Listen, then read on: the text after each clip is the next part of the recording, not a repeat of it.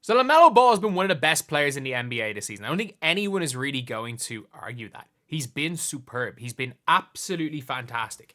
And he's so fun to watch. Like, he is genuinely, I've said this before, that I think that he is one of the faces of the NBA. I think when it's all said and done, like, is he the face of the NBA right now? No. But if the NBA is going to succeed, you guys need, or not you guys, the NBA needs someone like a LaMelo to be on a good team. They need that guy that the kids are going to enjoy watch play, a guy who brings a lot of excitement to how he plays with a bit of flair.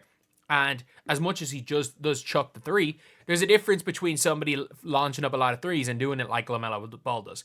You can do it with a bit of flair, like Steph Curry did, like LaMelo does, or you could just start chucking threes like some other players. There's a difference. He does it with flair. What he does just looks prettier, and that's the reality of it. And I reading this article from Fadeaway World. Shout out to Fadeaway World and Fran Leva for this article. And it says here, three destinations for him to play in a big market. If LaMelo were to desire more attention, these are bigger markets. I actually don't think the problem is the market. If you're asking for my opinion, I don't think the problem is the market. I think he just needs to go to a better team. If you guys agree, subscribe. We're trying to hit 6K by the end of the month. If we can get 5.9K by the end of the day, that'd be insane. We're only 14 subscribers off that. And today, lads, this is video number 4 of 10 for the day. We're uploading 10 videos on this channel today. No question about it. Just to make up for the fact that I only uploaded 4 yesterday, or geez, it was 5 yesterday. Just for the fact that I had a slow day yesterday, we are uploading 10 videos today. So, I think we saw with LeBron James that it doesn't matter if you're in LA. Obviously, he's in LA now, but like, he made Cleveland the big market. We're seeing it in the WNBA, where Indiana is a big market for Caitlin Clark. The reality of the situation is that if your team is good enough and you can make it a big market. Unfortunately, the Charlotte Hornets suck. They suck. So the reality is that what quote unquote good teams could LaMelo go to and have the assets? And I think if you are the NBA, like, this should almost be like a situation where if you're Adam Silver, you got to call the Hornets and go, get rid of this guy. Get rid of this guy. You can get your assets. You can try build. You can try to be good, but like, look, you are screwing up the league. Like, that might actually be a thing where it's like a call. That should be a thing with Silver being like, you are messing up the league. Either do something about it or get rid of him. And obviously, you can see there, he's having the best season of his career. He's averaging 31, 7, and 5. And people feel like they aren't talking about him enough. The reason is, like, Chandler Parsons is talking about a big market. And look, Chandler Parsons was a bang average NBA player for about 4 seasons and stole hundreds of millions of dollars because he was a slightly above average NBA player for about 4 seasons, stole hundreds of millions of dollars. The problem is the Charlotte Hornets are not in the play-in in the East. They're 2 wins behind the Detroit Pistons. I repeat, they're 2 wins behind the Detroit Pistons. They are 2.5 games behind the Brooklyn Nets, who are meant to be tanking. They're behind the Hawks, who suck. They're behind the Bulls. They're behind the Pistons, for God's sake. But yeah, they're really not good. 6-12 is not a good record. I would like to see him on a bigger stage. The reality is that, again, you can go to a better team. The Los Angeles Clippers, Kevin Porter Jr., Norman Powell, Bones Highland, Terrence Mann, the 2031 first-round pick. Terrible trade. Terrible trade. Like, there is no way the Charlotte Hornets would accept this trade. Like, if you want to send to a big market, you got to be realistic about it. Terrence Mann is like 30. Like, I know people talk about him like he's this young player just because he like broke onto the scene a little bit late. Terrence Mann is old. He's older. He's definitely older than me.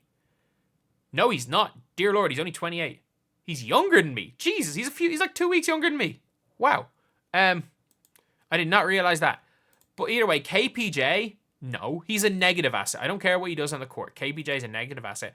Norman Powell is, again, he's 31. He's going to win most improved player. But if he goes to Charlotte Hornets, he's not going to be continuing to average the points he's averaging. And a 2031 first-round pick, not worth it. Not worth it. You got to add another first-round pick to make that even close to being worth it. The guy's averaging 30 points a game.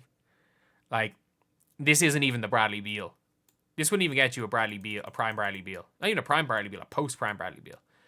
The Los Angeles offers LaMelo bright lights and media attention is built for. I will say the Clippers could well be because of Ballmer's money and because of their new arena. They could be huge in LA very soon. But at the same time, we can't forget where the Staples Center or Crypto, whatever the hell it's called now, is. Like, it's located in LA Live. Like, plus LaMelo would trade be like reset it, hitting the reset in your tire rebuild. He's a centerpiece of their future with no deal at this level. Of underwhelming assets would justify moving him. While the Clippers could make a compelling case he fits their plans, his offer just isn't it. Good. I like to see it. You need a king's ransom. Good. Not like a trade. I can't remember what it was. It was like trades for Dante DiVincenzo, and they suggested the Spurs give up Trey Jones and like 2 first-round picks, but then said the Lakers, you can give up Max Christie, Hood Schifino, and a second, and they'll make that trade. I'm like, wow. The Chicago Bulls, Kobe White, Josh Giddey, Patrick Williams, and 2 firsts. Now that's a little bit. I consider that. I would consider that.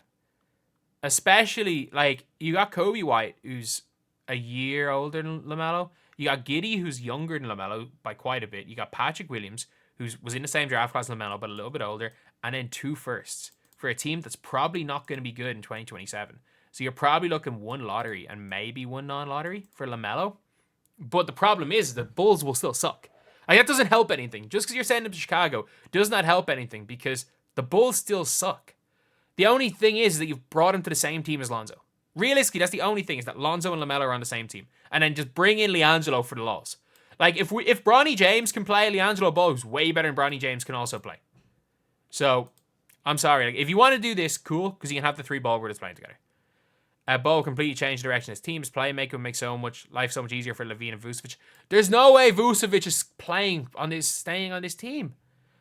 On the court, Bulls would have LaMelo keys. The Bulls would give LaMelo the keys to a big market franchise hungry for success. He wouldn't just be a piece of the puzzle; he'd be the face of the puzzle. He'd be the face of the franchise, guy leading them into the future. Pairing his youth and energy with the Bulls' established piece would give him a chance to shine on the bigger stage. Man, the Bulls would still be like the 5th seed in the East. It doesn't matter. Like, still from a Hornets perspective, trade package interesting, probably not enough. I would consider it. I would strongly consider it. But, like, the Bulls aren't good enough. And the Brooklyn Nets, I'm sorry, like, I don't care that the Nets are in New York. I don't care that the Bulls are in Chicago. If the team sucks, it doesn't matter where. Like, let's be real. Nobody gave a flying F-U-C-K about, do you guys not remember the Moutier year in New York when Moutier was balling out in New York? It was 2019. Nobody gave a damn. I'm trying to think of other ones. Nobody gave a damn when... I'm trying to think who was good in the Lakers for, like, Kobe's last seasons. No one that I can think of. Honestly, no one that I can think of. But, like, if your team is bad, doesn't matter what your market is. Doesn't make a difference. Cam Thomas, Bojan Bogdanovic, Dorian Finney-Smith, a Sixers 2027 pick, and a Knicks 2029 pick? You got to give up one of your own. Like, to get LaMelo Ball, if you're the Brooklyn Nets, you probably have to give up. Because if you look where the Brooklyn Nets are in the standings, the Nets are in the play-in right now. They're 9 and 10. You probably, like, there's a near 0% chance that the Brooklyn Nets drop into the bottom 4 for a chance at the number 1 overall pick. They're way off that. And realistically, unless you're guaranteed Cooper Flag, you would probably have to give up this year's first. That's what you probably have to give to get LaMelo Ball. You would have to probably give up this year's first. Cam Thomas being injured doesn't help either. Thomas sideline with a hamstring strain will keep him out at least 3 weeks, was leading the team with 24.7 points per game. The problem is like, they're not that good with him. Like, what? They are a 500 team and scrape into the East playoffs? Like, you've got to look at it in a way of, like, how to maximize LaMelo Ball. And it's like, feels like a win for the Nets, give them a new face of the franchise. For the Hornets, a tough sell, but the right spin could be part of a larger rebuild. Might be risky, but, like,